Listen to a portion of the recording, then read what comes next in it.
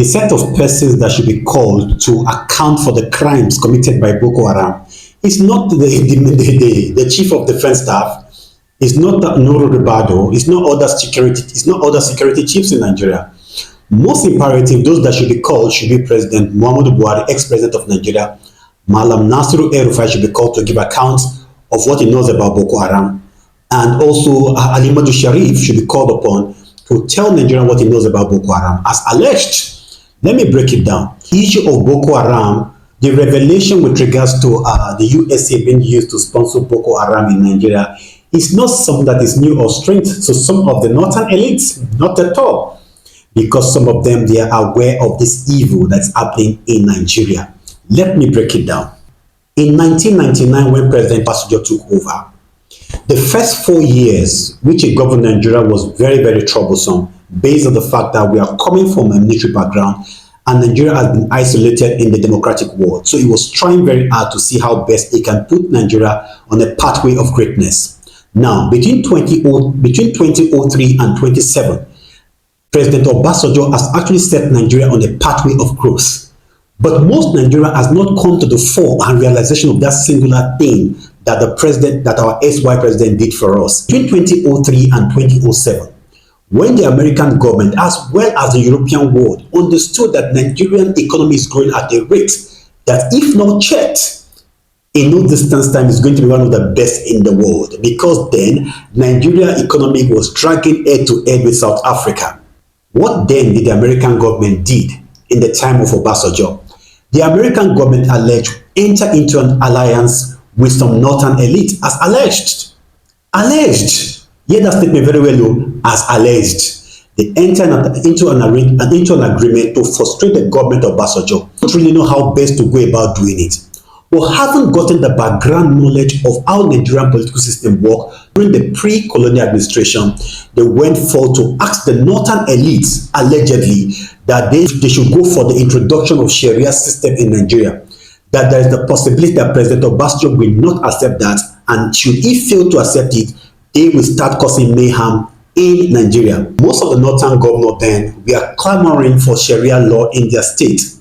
And Obasanjo actually gave it to them. Most Nigerians were furious that why are we having a legal system in a legal system? But Obasanjo said something then. He said, let's allow the Sharia law.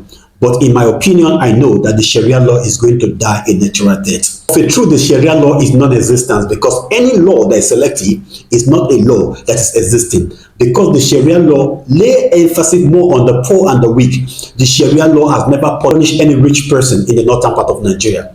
Back to my story. 2008 to 2011, Nigeria economy began to grow at a rate that the world itself became jittery. I mean, the Western world became jittery.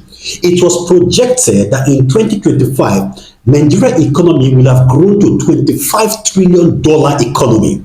And that did not sit well with the Western world, the Americans, the Canadians, the France, and what have you. And they also went into another alliance, as alleged by the northern part of the country, knowing fully well that the West will not support them.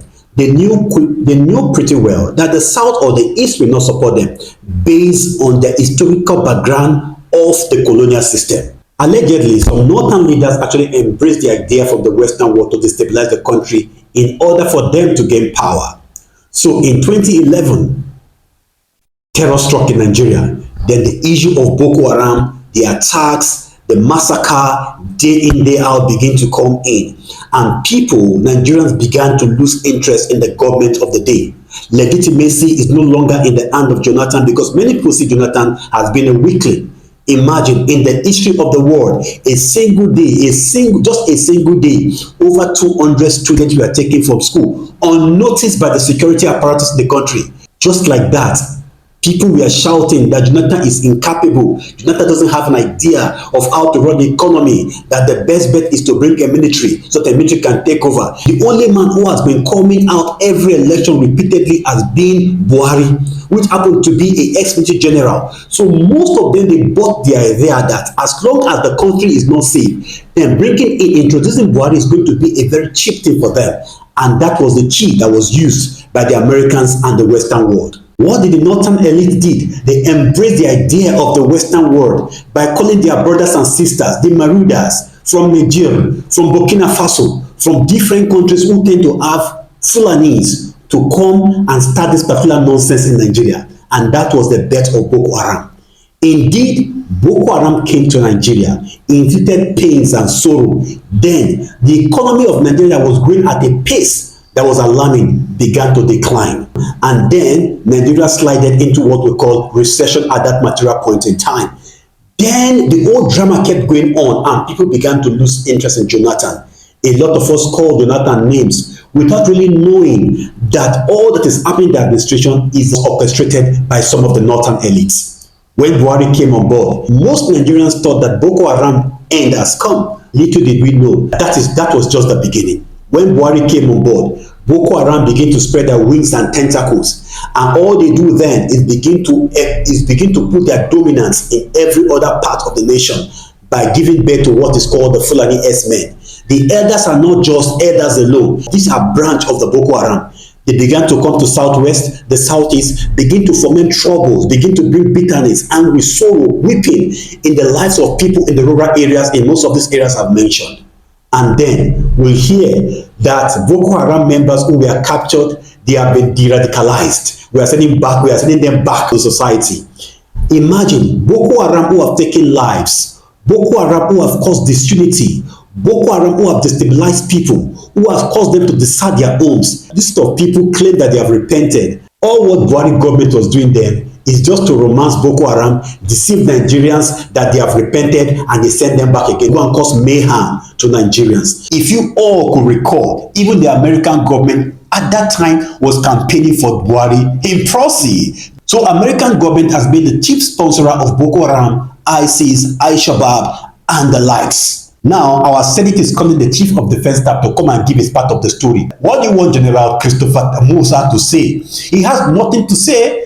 Call President Buhari ex-president. Call Nasiru El-Rufai and call Ali Muhammadu Sharif. Let them come and say their own part of the story. What is happening today is a childbirth of what most northern leaders allegedly have been involved in. They signed it. What we experience today in Nigeria also is another form of Boko Haram, economic Boko Haram, where the International Monetary Fund has mandated the government in power to constantly increase taxes, to constantly increase fees and fines on Nigeria. And what the president or the people in power do not understand, what the West crave for is that there shouldn't be peace in Nigeria.